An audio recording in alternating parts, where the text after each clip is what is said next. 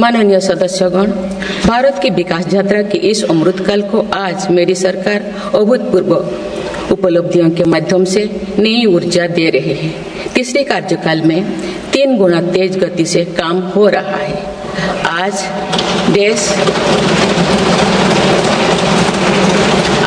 देश बड़े निर्णयों और नीतियों को असाधारण गति से लागू होते देख रहा है और इन निर्णयों में देश की गरीब, मध्यम वर्ग, युवा, महिलाओं, किसानों को सर्वोच्च प्राथमिकता मिली। मेरी सरकार ने तीसरे कार्यकाल में सभी के लिए आवास के उद्देश्य की पूर्ति के लिए ठोस कदम उठाए हैं। प्रधानमंत्री आवास योजना का विस्तार करते हुए 3 करोड़ अतिरिक्त परिवारों को नए घर देने का निर्णय लिया गया है। इसके लिए 5,36,000 करोड़ रुपया खर्च किए जाने की योजना है। मेरी सरकार गांव में गरीबों की उनकी आवासीय भूमि का हक देने और वित्तीय समावेशन के लिए प्रतिबद्ध है। इस दिशा में स्वामित्व योजना के अंतर्गत अब तक 2 करोड़ 25 लाख स्वामित्व कार्ड जारी किए गए। इनमें से करीब 70 लाख स्वामित्व कार्ड पिछले 6 महीने से जारी किए। पीएम किसान सम्मान निधि के तहत करोड़ों किसानों को पिछले महीने में 41,000 करोड़ रुपया की राशि का भुगतान हुआ है। जनजातीय समाज के 5 करोड़ लोगों के लिए धरती व जनजातीय ग्राम उत्कर्ष अभियान प्रारंभ हुआ है। इसके लिए 80,000 करोड़ रुपये का प्रावधान किया गया है। आयुष्मान भारत योजना के अंतर्गत 70 वर्षों और उससे अधिक उम्र के 6 करोड़ वरिष्ठ नागरिकों को स्वास्थ्य बीमा देने का फैसला हुआ है। इन्हें हर वर्ष 5 लाख रुपए का हेल्थ कवर मिलेगा। छोटे उद्यमियों के लिए मुद्रा ऋण की सीमा 10 लाख रुपए से बढ़कर 20 लाख रुपया कर दी गई। मेरी सरकार ने युवाओं की शिक्षा और उनके लिए रोजगार के नए अवसर तैयार करने पर विशेष फोकस किया है। मेधावी छात्रों को उच्च शिक्षा में वित्तीय सहायता देने के लिए पीएम विद्यालक्ष्मी योजना शुरू की गई। 1 करोड़ युवाओं को शीर्ष 500 कंपनियों में इंटर्नशिप के अवसर भी दिए जाएंगे। पेपर लीक की घटनाओं को रोकने और भर्ती में पारदर्शिता सुनिश्चित करने के लिए नया कानून लागू किया गया है। सहकार से समृद्धि की भावना पर चलते हुए सरकार ने त्रिभुवन सहकारी यूनिवर्सिटी की स्थापना को प्रस्ताव स्वीकृत किया है। सरकार ने प्रधानमंत्री ग्राम सड़क योजना के 4थे चरण में 25,000 बस्तियों को जोड़ने के लिए 70,000 करोड़ रुपया स्वीकृत किए। आज जब हमारा देश अटल जी की जन्म शताब्दी का वर्ष मना रहा है, तो प्रधानमंत्री ग्राम सड़क योजना उनके विजन का पर्याय बनी हुई है। देश में अब 71,000 वंदे भारत, अमृत भारत और नमो भारत ट्रेन चल रही है, जिनमें पिछले 6 माह में ही 17 नए वंदे भारत और 1 नमो भारत ट्रेन को जोड़ा गया है। वन नेशन वन इलेक्शन और वक्फ अधिनियम संशोधन जैसे कई महत्वपूर्ण विषय पर भी सरकार ने तेज गति से कदम आगे बढ़ाए। माननीय सदस्यगण, मेरी सरकार के 1 दशक के कार्यकाल ने विकसित भारत की यात्रा को नई ऊर्जा दी है। विकसित भारत के विजन में जन भागीदारी का सामूहिक सामर्थ्य है। देश की आर्थिक उन्नति का रोड मैप है। डिजिटल क्रांति के रूप में टेक्नोलॉजी की ताकत है और आधुनिक इंफ्रास्ट्रक्चर आधार भी है। मेरी सरकार के प्रयास के बल पर भारत दुनिया की तीसरी सबसे बड़ी अर्थव्यवस्था बनने जा रही है। विकसित भारत की उड़ान को हमारे संविधान के आदर्शों का सतत मार्गदर्शन मिलता रहे, इसके लिए सरकार ने सेवा, सुशासन, समृद्धि और स्वाभिमान इन प्रमुख सिद्धांतों को गवर्नेंस के केंद्र में रखा है। सरकारी फर्म, परफॉर्म और ट्रांसफॉर्म के अपने संकल्पों को तेज गति से आगे बढ़ा रही है। मेरी सरकार का मंत्र है सबका साथ, सबका विकास, सबका विश्वास और सबका प्रयास। और इस मंत्रों का एक ही लक्ष्य है, विकसित भारत का निर्माण। माननीय सदस्यगण, जब देश के विकास का लाभ अंतिम पायदान पर खड़े व्यक्ति को भी मिलने लगता है तो भी विकास सार्थक होता है।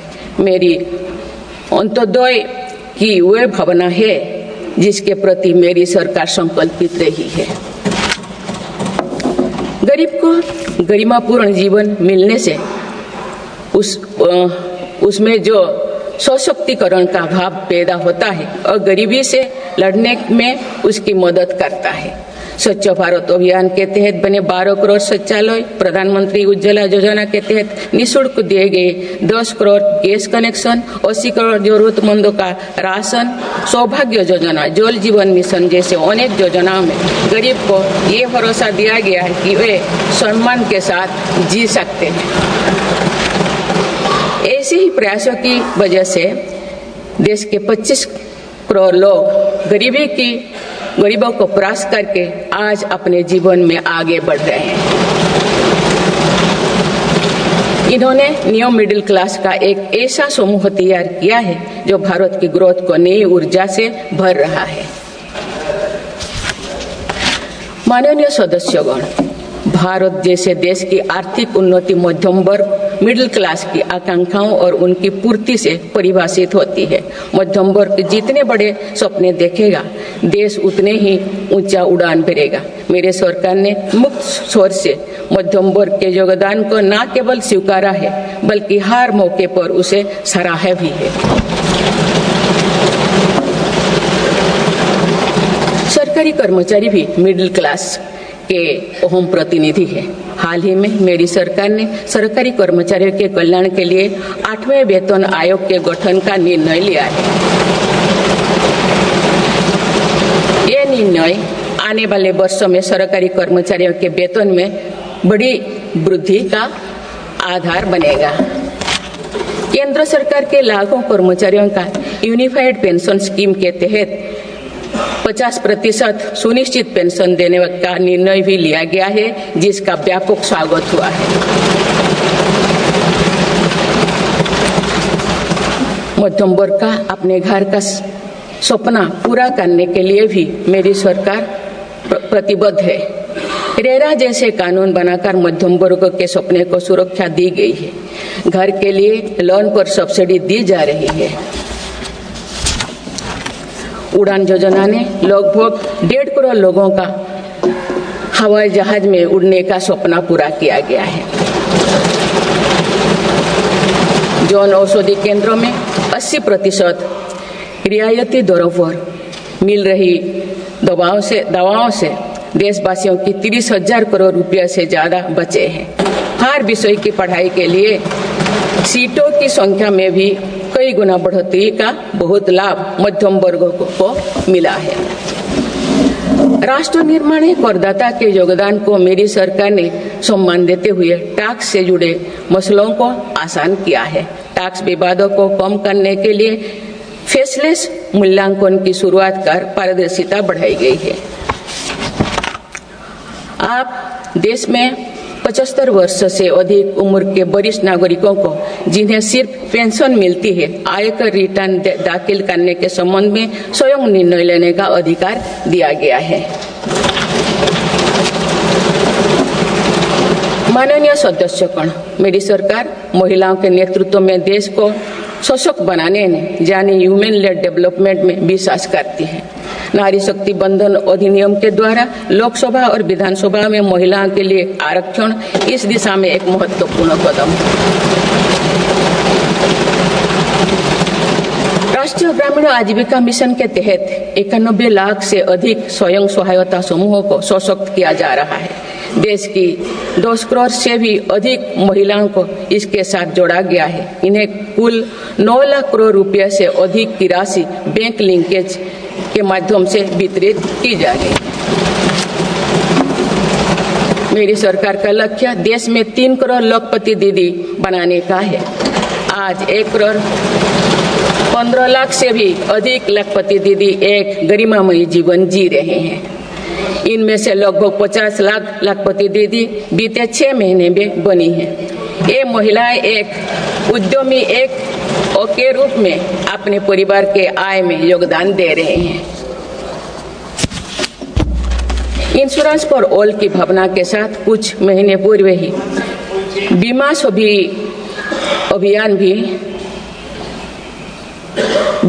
अभियान भी शुरू किया गया है। हमारे बैंकिंग और डिजी पेमेंट्स सखियां दूर दराज के इलाकों में लोगों को वित्तीय व्यवस्था से जुड़ने में महत्वपूर्ण भूमिका निभा रहे हैं। कृषि सखियां नेचुरल फार्मिंग के बढ़ावा दे रही हैं और पशु सखियां के माध्यम से हमारा पशुधन मजबूत हो रहे हैं।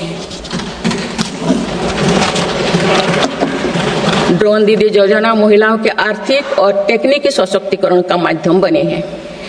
ये इस संसद के लिए गौरव का विषय है कि बड़ी संख्या में भारत की बेटियां लड़ाकू विमान उड़ा रही हैं, पुलिस में भर्ती हो रही हैं और कॉरपोरेट कंपनियों का नेतृत्व भी कर रहे हैं। मेरी सरकार के निर्णय के बाद बालिकाओं की भर्ती राष्ट्रीय मिलिट्री स्कूलों में प्रारंभ हो गई है। नेशनल डिफेंस एकेडमी में भी महिला कैडेट्स को भर्ती शुरू की गई। हमारी बेटियां आज ओलंपिक में मेडल लाकर देश को भी गौरवान्वित कर रही हैं। मैं भारत की संसद के माध्यम से देश की नारी शक्ति को विशेष बधाई देती हूँ। माननीय सदस्यगण, पिछले 1 दशक में देश के हर बड़े प्रयास का दायित्व आगे बढ़कर भारत के युवाओं को उठाना पड़ा है। आज हमारा युवा स्टार्टअप स्पोर्ट्स से लेकर स्पेस तक हर फील्ड में देश का नाम रोशन कर रहे हैं। माय भारत पोर्टल के जरिए लाखों युवा राष्ट्र निर्माण के कार्य से जुड़ रहे हैं। पिछले 1 दशक में मेक इन इंडिया, आत्मनिर्भर Bharat, startup India, stand up India और डिजिटल इंडिया जैसी पहल ने युवाओं को रोजगार के अनेक अवसर प्रदान किए हैं। पिछले 2 वर्षों में सरकार ने रिकॉर्ड संख्या में 10 लाख स्थायी सरकारी नौकरियां प्रदान की गई। मेरी सरकार ने युवाओं के बेहतर कौशल और नए अवसरों के सृजन के लिए 2 लाख करोड़ रुपया का पैकेज स्वीकृत किया है। 1 करोड़ युवाओं के लिए इंटर्नशिप की व्यवस्था से युवाओं को ग्राउंड पर काम करने का अनुभव प्राप्त होगा। आज देश में 1.5 लाख से अधिक स्टार्टअप है जो इनोवेशन के स्तंभ के रूप में उभर रहे हैं। 1000 करोड़ रुपया की लागत से स्पेस सेक्टर में वेंचर कैपिटल फंड की शुरुआत की गई है। US world future skill index 2025 में भारत विश्व में दूसरे नंबर पर पहुंच गया है। यानी फ्यूचर ऑफ वर्क श्रेणी में एआई और डिजिटल टेक्नोलॉजी अपनाने में भारत दुनिया को रास्ता दिखा रहा है। ग्लोबल इनोवेशन इंडेक्स में भी भारत की रैंकिंग 76 से सुधरकर 39 हो गए हैं। माननीय सदस्यगण, मेरी सरकार राष्ट्रीय शिक्षा नीति के माध्यम से विद्यार्थियों के लिए आधुनिक शिक्षा व्यवस्था तैयार कर रही है। कोई भी शिक्षा से वंचित ना रहे, इसीलिए मातृभाषा में शिक्षा के अवसर दिए जा रहे हैं।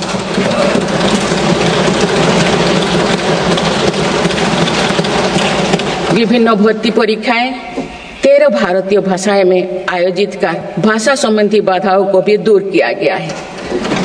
बच्चों में इनोवेशन को बढ़ावा देने के लिए 10,000 से अधिक स्कूलों में अटल टिंकरिंग लैब्स खोली गई है। ईज ऑफ डूइंग रिसर्च के लिए हाल ही में 1 नेशन 1 सब्सक्रिप्शन स्कीम लागू कर गया है। इससे अंतर्राष्ट्रीय शोध की सामग्री निःशुल्क उपलब्ध हो सकेगी। पिछले 1 दशक में उच्च शिक्षण संस्थाओं की संख्या बढ़ी है। इनकी गुणवत्ता में भी व्यापक सुधार हुआ है। यूएस विश्व यूनिवर्सिटी एशिया रैंकिंग में हमारे 163 विश्वविद्यालय शामिल हुई है। नालंदा विश्वविद्यालय के नए कैंपस का शुभारंभ कर शिक्षा में भारत का पुराना गौरव वापस लाया गया है। वो दिन भी दूर नहीं जो भारत में निर्मित गगनयान में एक भारतीय नागरिक अंतरिक्ष में जाएगा। कुछ दिन पहले स्पेस डॉकिंग में सफलता ने भारत के अपने स्पेस स्टेशन का मार्ग और आसान कर दिया गया। कुछ दिन पहले इसरो ने अपना 100वां लॉन्च करते हुए सैटेलाइट के सफलतापूर्वक स्थापित किए। मैं इस उपलब्धि के लिए भी इसरो को और सभी देशवासियों को बधाई देती हूँ। माननीय सदस्यगण, मेरी सरकार ने देश में विश्व स्तरीय स्पोर्ट्स वातावरण बनाने की दिशा में खेलो India scheme, target Olympic podium scheme यानी स्टॉप्स राष्ट्रीय स्पोर्ट्स यूनिवर्सिटी स्थापित करके देश को आगे कदम बढ़ाए हैं। दिव्यांग के लिए ग्वालियर में विशेष खेल केंद्र खोला गया है। भारत की टीमों में चाहे ओलंपिक हो या फिर पैरालंपिक, हर जगह बेहतरीन प्रदर्शन किया गया है। हाल ही में विश्व शतरंज चैंपियनशिप में भी भारत ने अपना परचम लहराया है। फिट इंडिया मूवमेंट चलाकर हम सशक्त युवा शक्ति का निर्माण कर रहे हैं।